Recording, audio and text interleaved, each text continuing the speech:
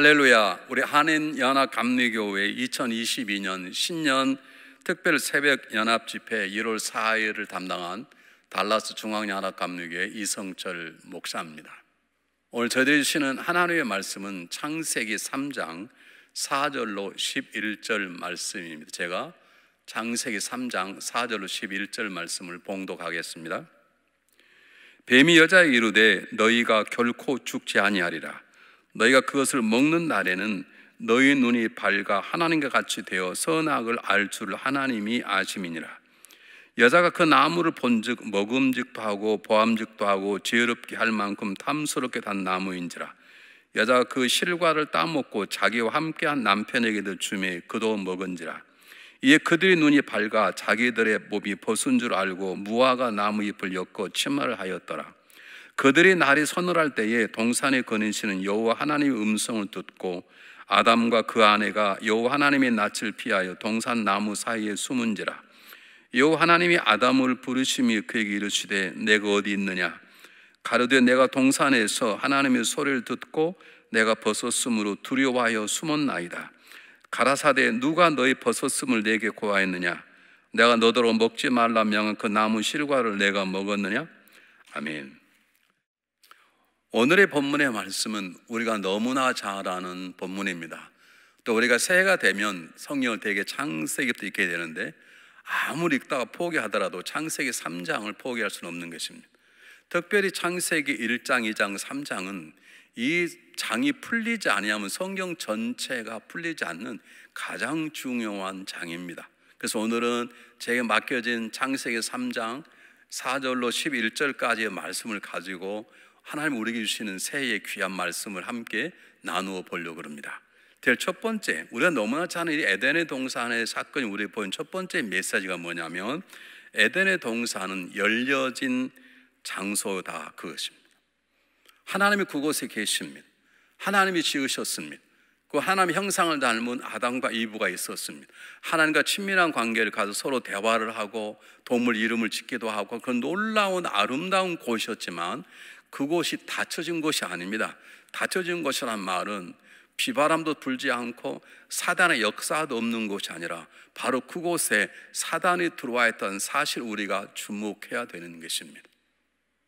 하나님께서 아름다운 에덴 동산을 주셨지만 그 에덴의 동산은 열려진 세상이기 때문에 하나님의 은혜와 그 열려진 세상 은혜를 받은 우리가 서로 마음을 다해 의지적으로 섬기고 지켜나갈 때 아름다운 곳이 되는 것이지 하나님이 주신 선물이라고 그저 우리의 삶 가운데 하나님이 주신 은혜의 선물로만 남아있지 않는다는 것입니다. 여러분 이 사실은 굉장히 중요합니다. 우리 가정이 엄마가 장로님이고 아빠도 장로님이고 가정 전무 식구들이 한 교회에 다닌다 하더라도 그 가정 안에 사단의 역사가 있을 수 있고 심지어는 날마다 건강하게 자라는 교회 가서 예배 드릴 때마다 하나님의 은혜를 경험하고 말씀 훈련할 때마다 아름다운 은혜의 역사를 경험한다 할지라도 그러나 교회도 열려진 곳이기 때문에 교회 안에도 사단의 역사는 일어날 수 있는 것입니다. 그럼 우리가 집사가 되었다고 권사가 장로가 목사가 되었다고 다 되는 것이 아닌 것입니다. 내가 하나님 말씀을 읽고 내가 성경을 날마다 읽고 묵상하고 그리고 내 신앙생활 가운데 놀라운 성령의 은혜를 체험한다고 다 되는 것이 아니라 우리 가정도 우리 교회도 심지어 나라는 개인의 삶도 열려진 곳이기 때문에 항상 사단의 직접적인 공격일 수 있다는 것입니다. 그러므로 우리는 우리 자신의 삶, 우리 가정, 우리 교회, 내 삶의 터전, 심지어는 내 마음 자체를 중요시 여겨야 되는 것입니다. 내 마음이 하나님 것이지만 내 속사람이 하나님 은혜로 새롭게 만들어졌음에도 불구하고 사단은 우리 가운데 역사할 수 있기 때문에 그렇습니다. 그래서 뭐라고 말하는지 한번 보실까요? 잠언 4장 23절 말씀 한번 보시면 무릇 지킬 만한 것보다 더욱 내 마음을 지켜라. 생명의 근원 이에서 남이니라. 에덴의 동산은 단순히 누리는 것이 아니라 거룩한 의무감을 가지고 하나님과 동행하면서 지켜내야 될 것입니다. 아담과 이브는 지킴에 실패한 것입니다. 우리의 마음은 하나님이 빚어진 것이고 주님께서 우리 안에 성령을 통해 우리 안에 계시지만 우리가 우리의 마음을 지켜내지 아니하면 우리의 삶에도 사단의 지배한 역사가 있을 수 있다는 사실을 우리가 마음속에 새기셔야 되는 것입니다. 두 번째, 그러므로 우리는 오늘 본문의 말씀을 통해서 우리는 뭘 알 수 있는가? 에덴의 동산입니다. 하나님이 계셨습니다. 부족함이 없었습니다. 딱 하나, 선악과를 먹지 않은 것 빼고는 모든 것들이 자유할 수 있었고 모든 것들을 누릴 수 있는 곳이지만 그곳에 놀라웁게 사단의 공격이 있었습니다. 다시 말해 우리가 살아가는 삶은 영적 전쟁이 치열한 전쟁터라는 것을 우리가 잊어서는 안 되는 것입니다. 아름다운 것입니다. 부족함이 없는 것입니다. 생수가 흐르는 것입니다. 아름다운 열매들이 맺혀진 것입니다. 사랑의 노래만 부를 수 있는 것입니다. 그런데 그곳에서 사단의 공격을 받아서 아담과 이브가 무너졌다는 사실 앞에 우리는 오늘도 굉장히 조심스럽게 하루하루를 살아갈 수 있어야 됩니다. 두려워 떨란 말이 아닙니다. 귀신들, 사단의 역사를 두려워할 것은 아니지만 그러나 견고망동하지 아니하도록 특히 요즘처럼 어려운 시절 속에서는 우리가 꼭 질병에 걸리지 않도록 하는 데에만 마음을 쓰는 것이 아니라 그것도 중요하지만 특별히 내 안에 계시는 성령의 음성, 내 계신 하나님의 말씀을 붙잡고 내 개인의 삶이나 우리 가정이나 우리 교회를 넘어뜨려 하는 사단의 공격 속에서 내 마음도 지키고 내 가정도 지켜나가고 주님의 교회도 세워나가는 하나님의 일꾼의 삶, 하나님의 십자가 용사로서의 삶을 살아나가야 된다는 것입니다. 오늘 함께 새벽 기도에 참석한 여러분 마음속에 한번 헤아려 보십시오. 나의 삶 가운데, 우리 가정 가운데 사단의 공격을 받아 치열한 영적 전쟁이 일어나고 있는 것이 무엇인지, 혹시 나의 삶 가운데 내가 향하는 모든 여러 가지 삶들이 있는데 이는 삶 영역 속에 하나님과 나와 사단만이 하는 영적 전쟁은 없는 것인지, 없으면 참 좋겠습니다만은 없을 수가 없는 것입니다. 우리 모두 다 이 땅에 하나님의 십자가 용사로 살아도 이 미련한 사단은 우리를 끊임없이 공격이 옵니다. 우리의 공격이 넘어지지 않을 줄 알면서도 그들은 우리를 넘어뜨릴 예수는 것입니다. 지금 나의 삶 가운데, 우리 가정 가운데, 우리 교회 가운데 우리를 허물려고 하는 사단의 역사가 무엇인지 한번 성경은 뭐라고 하는지 보실까요? 베드로전서 5장 8절 말씀, 우리 너무나 잘 아는 말씀인데요. 근신하라, 깨어라, 너희 대적 마귀가 우는 사자같이 두루 다니며 삼킬 자를 찾느니라. 여러분, 마귀, 대적 마귀가 우는 사자, 그냥 사자 같지 않고 우는 사자 같이 하는 말은 배고픈 사자는 눈에 보이는 걸대로 다 먹으려고 그러는 것처럼 심각하게 우리를 공격하고자 하는 사단의 역사를 지금 베드로가 우리에게 경고하고 있는 것입니다. 한 번쯤 조용히 앉아서 내 삶의 영역 속에 어느 부분을 사단이 공격하고 있는지, 내 가정 가운데 어느 부분이 무너지고 있는 것인지, 지금 잘 자라고 있는 같은 교회 가운데 어느 부분을 사단이 흔들고려 하는 것인지를 우리가 분별할 줄 알고 그와 치열한 영적 전쟁에 승리하는 그리스도의 용사가 되어야 될 줄 믿습니다. 자, 세 번째, 오늘 이 신라곤이라 불리운 에덴 동산에서의 쫓겨남의 사건이 이곳에 있어서 우리가 물어야 될 가장 중요한 것은 왜 이렇게 아담과 이브가 쉽게 사단의 유혹 속에 넘어져 버리는가? 여러분, 그곳에는 여러분 선악과만큼 맛있는 과일이 없었을까? 있으려고 봅니다.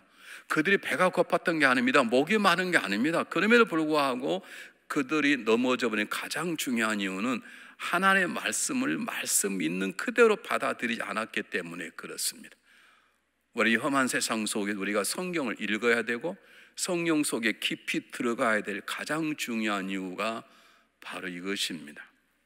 여러분, 창세기 2장 17절에 보면 선악과를 먹으면 동상 중앙에 있는 실과를 먹으면 정령 죽으리라, 반드시 죽는다고 하나님께서 말씀하셨습니다.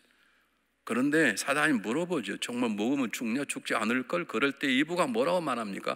죽을까 하노라. 죽을 수도 있고 안 죽을 수도 있다고 말합니다. 그 조그마한 잘못된 얘기를 놓고 사단은 즉각 공개합니다. 아니다, 절대 죽지 않는다, 오히려 하나님처럼 될 수 있다 라는 유혹 앞에 이브도 아담도 넘어지고 말았습니다. 여러분, 성경을 열심히 읽는 것 대단히 중요합니다. 성경을 풀어서 공부하는 것 대단히 중요합니다. 그러나 여러분, 성경을 사사로이 풀어서는, 내 생각대로 풀어서는, 적당히 풀어서는 안 되는 것입니다. 하나님의 말씀은 하나님의 말씀으로 풀어야 되는 것입니다. 하나님의 말씀은 내 생각대로 풀어서 감동을 받았는데 그 감동이 다른 하나님의 말씀과 일치하지 않으면 그건 잘못된 것입니다. 여러분, 우리가 기쁘다고 다 기쁜 게 아닙니다. 여러분, 마약 먹으면 기쁘다 그러잖아요. 그 기쁨은 그 사람을 죽이는 것이죠. 마찬가지입니다. 우리가 성경을 읽고 내 마음에 감동이 왔습니다. 감동이 오는 것이 다른 성경과 비추어 볼 때 합당한 것이라 하면 성경이 주는 기쁨이지만, 하나님 다른 말씀과 비추어 봐서 아니라면 그것은 하나님 말씀이 주는 기쁨이 아닙니다. 내 감정적인 기쁨일 수 있습니다. 사단이 주는 거짓된 기쁨일 수 있는 것입니다. 한번 보겠습니다. 베드로후서 1장 20절 21절 말씀.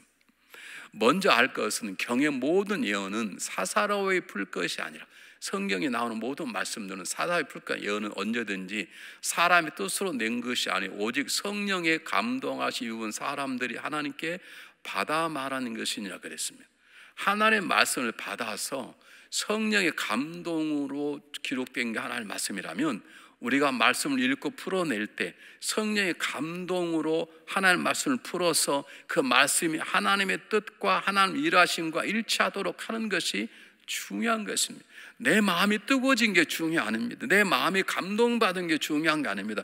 그보다 중요한 것은 내 감동이 성경이 주고자 하는 감동인지 말씀이 주고자 하는 기쁨인지를 분별할 줄 알아야 됩니다. 그 분별은 두 가지입니다. 성령의 충만함과 말씀 속에 들어가 그 말씀을 하나님의 말씀으로 품어내는 것입니다.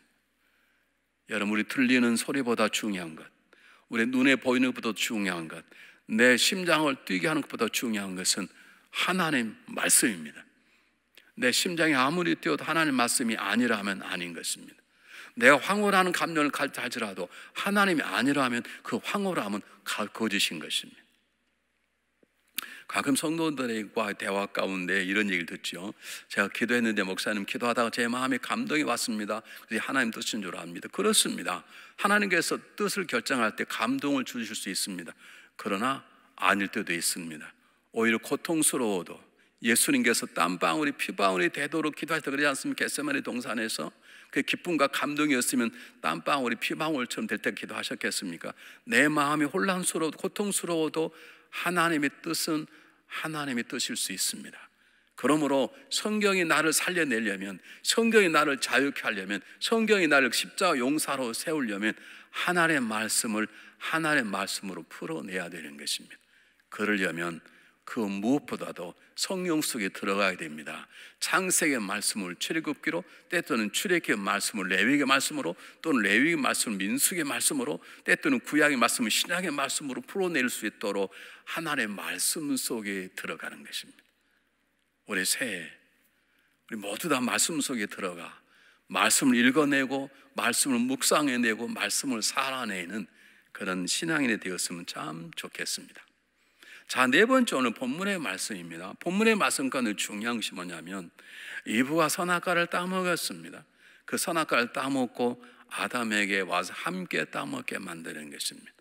이브의 불순종이 아담의 불순종을 만들어냈고, 아담과 이브 불순종이 오늘 우리들의 삶의 영역 가운데 번지는 것입니다. 아담과 불순종의 죄가 자기 아들 가인이 자기 동생 아벨을 죽여버리는 살인극을 일으키게 만드는 것입니다. 죄는 또 다른 죄를 낳습니다.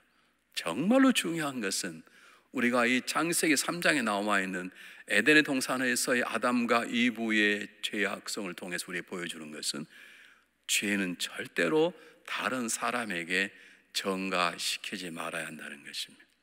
여러분, 우리는 거룩한 복음, 거룩한 마음만을 전할 거룩한 의무가 있는 것이지, 우리는 절대로 나의 죄 지는 걸 함께 묻어가도록 다른 사람에게 전달해서는 안 됩니다.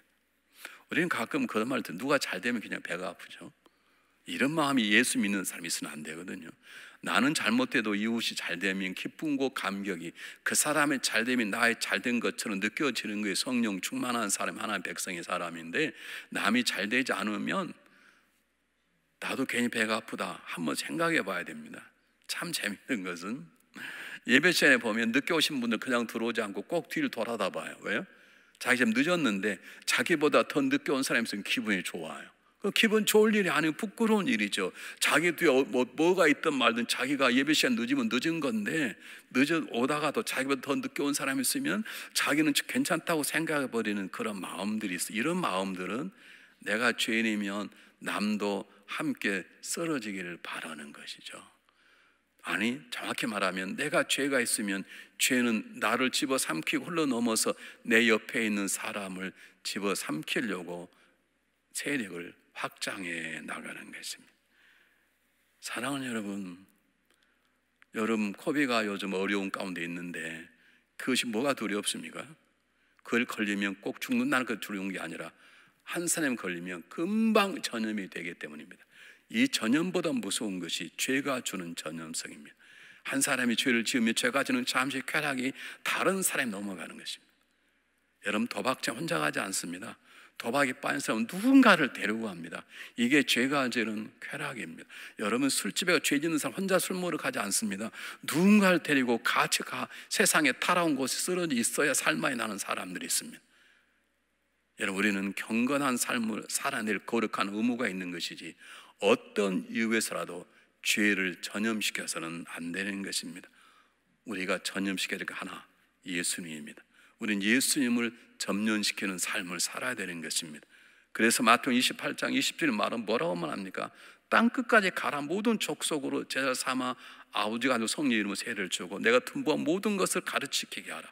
우리가 전염시켜야 될 것은 예수님의 진리, 예수님의 사랑, 예수님의 은혜를 세상에 전염시키는 것이고 어떠한 이유에서라도 우린 죄악을 이웃에게 전염시켜서는 안 되는 것입니다. 마지막 오늘 성경 본문이 주는 가장 중요한 것은 예수님께서 내가 어디 있느냐라고 아담 이브에게 물으셨습니다. 하나님 모르시겠습니까? 하나님 다 아십니다. 왜 물으시는 것입니까? 오늘 성경 본문에서 하나님이 우리에게 던진 수많은 대화가 있지만 기록된 부분은 이 본문밖에 없습니다. 이 본문 앞에도 아담과 하나님께 대화를 하셨을 것이에요. 그러나 기록되지 않습니다. 그런데 기록된 본문이 이것입니다. 이건 오늘 우리의 사랑하는 삶 가운데 가장 중요한 질문. 주님은 하나님 오늘도 물어보시면 너는 지금 어디가 있느냐? 이건 무슨 말입니까?